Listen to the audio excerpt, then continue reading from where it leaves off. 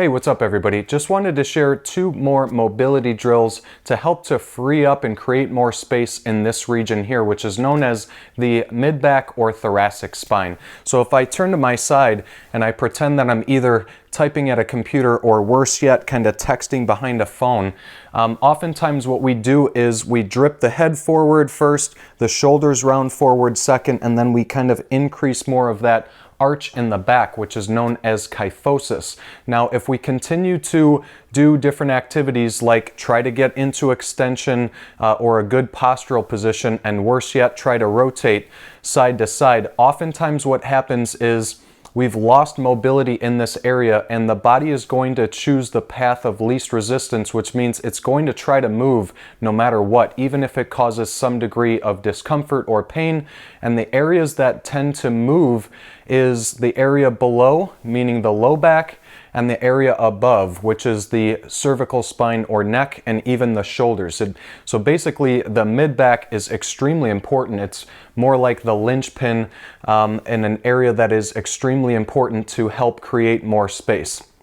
So two very simple exercises. Number one being a kneeling extension exercise. So I've said this before in the past too, you cannot rotate if you cannot get into at least neutral or an extended position. So we should always be doing extension first.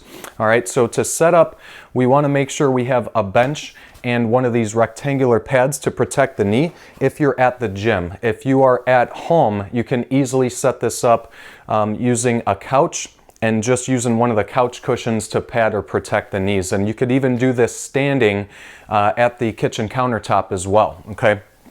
Now, I prefer to always have people hold a PVC pipe or even a broomstick, something without weight, in the hands. And what we want to do is maintain an overhand grip where the palms are facing back to me.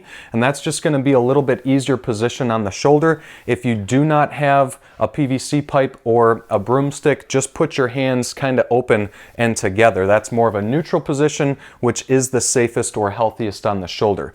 So again, to set up, once I grab my stick here, I'm going to place my elbows on the bench, knees on the pad.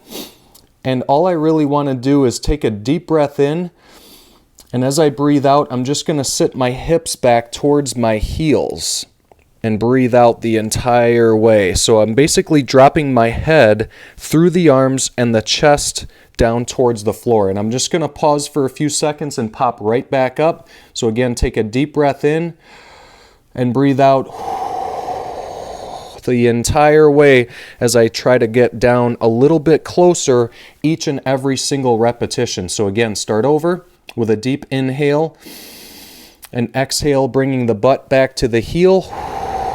And when you get to this position, notice that I am actually trying to dump the belly to the floor, try to improve extension in that mid-back, and it is okay to round that low back because we're not under a load.